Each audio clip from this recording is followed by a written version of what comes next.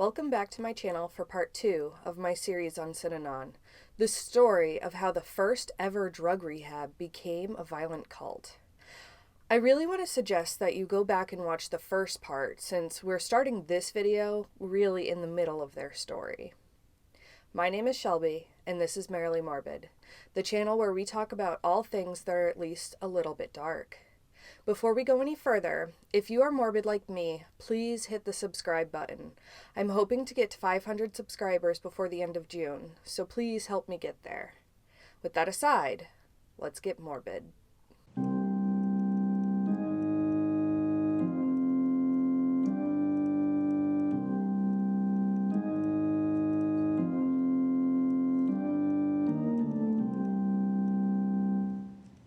Last week, we talked about how Synanon was the first ever drug rehab and its earlier days.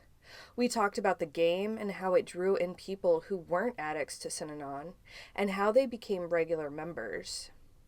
We also talked about the experiences of children who were in Synanon, so that is where we pick up today. In the mid-70s, Synanon apparently decided that the children that they weren't already responsible for weren't enough, and decided to start a new program called the Punk Squad, which was essentially a mix of boot camp and Scared Straight for teenage delinquents. Kids who were sent to the Punk Squad were paired up with adults who would use physical discipline like push-ups and marching to instill some order into the out-of-control children. But some members remember this as one of the first turning points that they were aware of that showed that Synanon was becoming militant. As the kids in the Punk Squad earned their way out of it, they were integrated with the other children in Synanon. But to keep them in line, they decided that any child who stepped out of line, Punk Squad or not, had to be made into an example. Then, at some point, Diederik decided that the boot camp style introduction to Synanon was great, and he decided that anyone that was joining Synanon who was an addict would have to go through this boot camp too.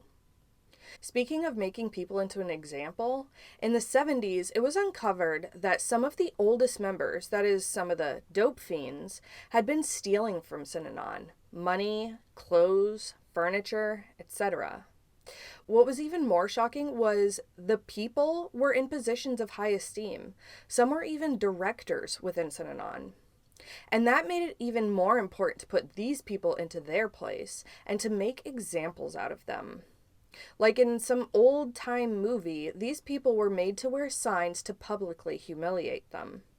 One sign said, "Beware, I bite the hand that feeds me." So instead of turning them into the police, not a good move when you're running a cult, or kicking them out, also not a move preferred by cults, they demoted the thieves and made them start out at the bottom rank all over again.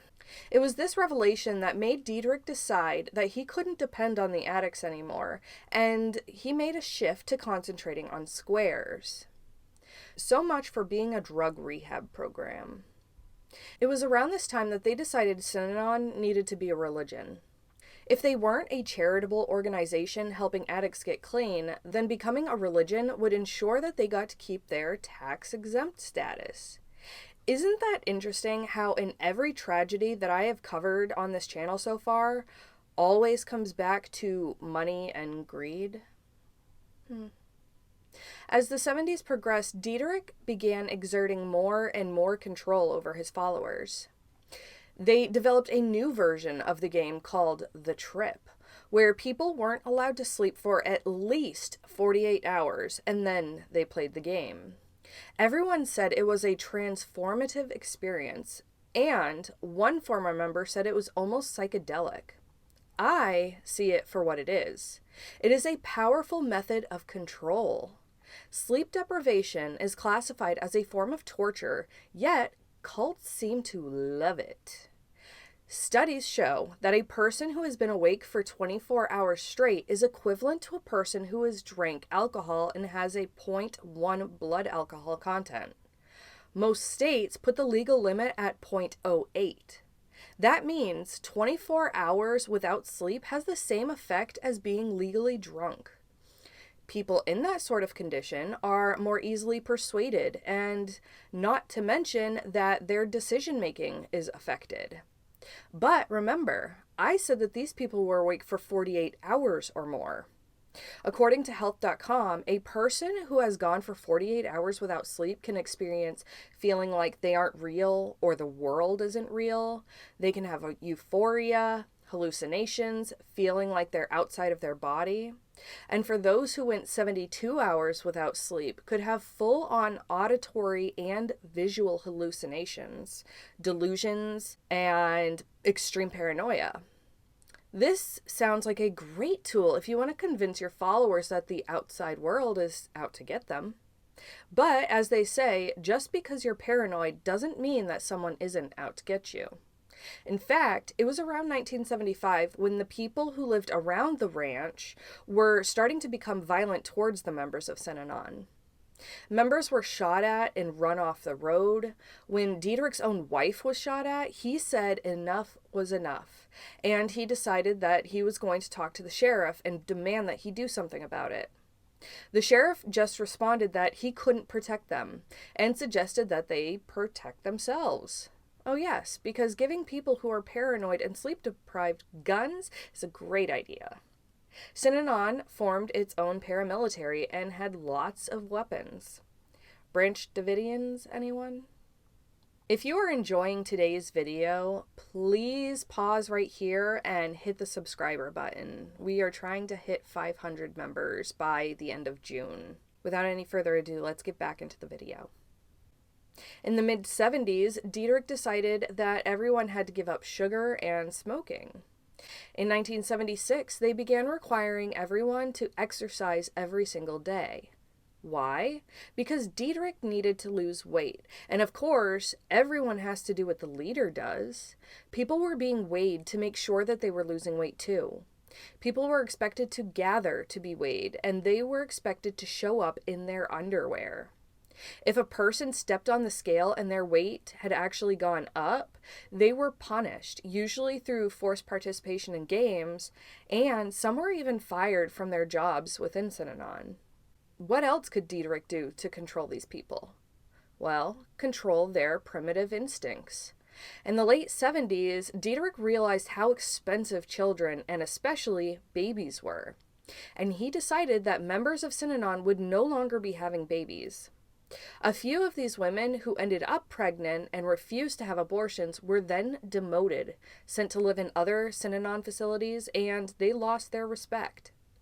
Then Dietrich thought of a simpler solution. Instead of having to deal with oops babies, he would make sure that there weren't any. He decided that all the men should have vasectomies. They were essentially forced to do it to show their commitment to the cult.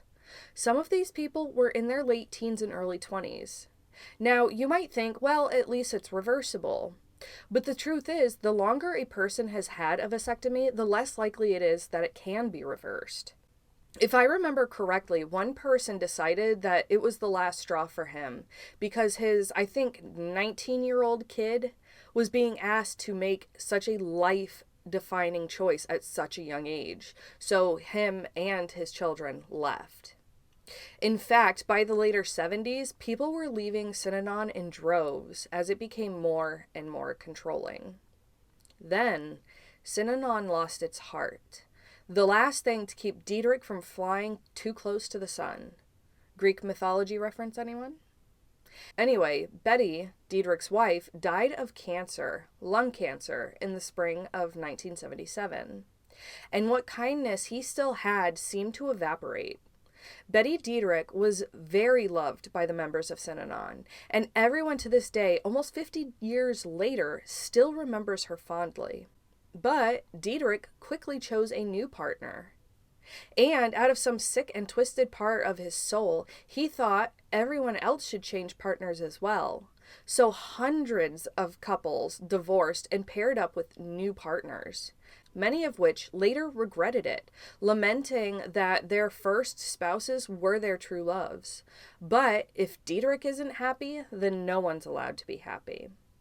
As you can imagine, this new rule also pushed many to wake up and get the hell out of there. But if people found out that a person wanted to leave, they would be forced to play the game, and the manipulation began. People were told if they left Synanon that they wouldn't make it. If they were former addicts, that they would relapse. And if they were the child of an addict, well, then they would just end up just like their parents. Sick, isn't it? You want to hear something even more sick, in my opinion? One member was trying to get custody of his daughter and was warned that if he continued to try and get custody, that harm would come to him. Sure enough, some masked people showed up and severely beat him in front of his girlfriend's child. When asked if Synanon was responsible for the beating, he denied it, saying it wasn't possible. He didn't want to believe that the group that he had been a part of for so long could have gotten so rotten and violent. Then, it just got worse for Synanon. Diederik thought that Time magazine was going to name him Man of the Year. Yeah, okay. But then the published article came out slamming Synanon, so they decided to sue Time magazine for $76 million. So, members of Synanon put on a whole demonstration against the media, but Synanon's reputation was absolutely ruined, and they actually ended up dropping the lawsuit. Soon, Synanon was back in court, but this time they were the ones being sued. And this time it would lead to the downfall of the whole house of cards. Paul Morantz was a lawyer who had won a case on behalf of a woman who claimed to have been kidnapped and brainwashed by Synanon. And the judge awarded the woman $300,000. But then Paul Morantz began receiving death threats from members of Synanon. He became increasingly paranoid, scared of using crosswalks out of fear that they would run him down. He would always check under his car and around it, scared that they might have planted a car bomb. But turns out he had every reason to be scared. One particular day in October, after meeting up with the terrorist division of the Attorney General's office, Morantz arrived home and decided to check the mail before going inside. As he reached into the mailbox, he saw a snake pop out, and before he could even react, he had been bitten by a 4-foot rattlesnake. The rattlesnake's rattle had been cut off so that it wasn't able to give any warning. Thankfully, 2 Synanon members were quickly arrested, and Morantz miraculously survived. Now, if that wasn't enough for the remaining members of Synanon to realize that this was the time to cut their losses, a very terrifying and eye-opening thing happened just a month later after the murder attempt. The Jonestown Massacre happened, where over 900 members of a cult committed mass suicide or were murdered. Now, the police were getting very concerned about Synanon. Where they had largely ignored Synanon before, with the recent murder attempt on a lawyer, they decided that Synanon was going down. In December of 1978, Diederik was arrested. By this point, Diederik had relapsed hard, and when the police showed up to arrest him, they found that there was no food in the fridge. However, it was completely filled with scotch. And because of his extremely inebriated and frail state by this time, he was brought to the hospital instead of jail. But he was charged with attempted murder. I wish I could say this is when that asshole was convicted and sent to prison for the rest of his miserable life, but alas, no. In 1980, Diederik was sentenced to 5 years of probation and fined $5,000. As a part of his sentence, though, he was no longer permitted to run Synanon in any capacity, although he was allowed to continue to live with Synanon. Synanon went through a few different presidents over the next few years, and it was very obvious that Synanon was dying, and people were continuing to leave in great numbers. Synanon lost many lawsuits, lost contracts, and had to sell all the property. At the same time, the group that had started out as a way for drug addicts to get clean and stay clean became a place where alcohol was everywhere, and everywhere in abundance. And at this point, those children that were still there were sleeping in tents. Eventually, it came out that there was an entire hit list of people that Dietrich saw as his enemies, and he wanted them eliminated. And when that came out in 1991, Synanon officially lost its tax-exempt status. The government decided that Synanon had fraudulently presented themselves as a charitable organization and a church long after they had stopped providing services. So, Synanon suddenly owed millions in back taxes. You know what they say, don't mess with the IRS. And Synanon quietly disappeared to be largely forgotten. And as for Dietrich, he ended up in an assisted living facility after he had a series of strokes, which was likely caused by his extreme alcoholism. And with a whimper and not a bang, he died in 1997. And that is where the story of Synanon ends. If you liked today's video, please subscribe. We are trying to hit 500 subscribers by the middle of the year. And if you haven't already, check out my video, When Religion Kills, for more culty stuff. And I will see you next Friday at 6 p.m. for Mormons Gone Bad Part 1. Be merry, but stay morbid.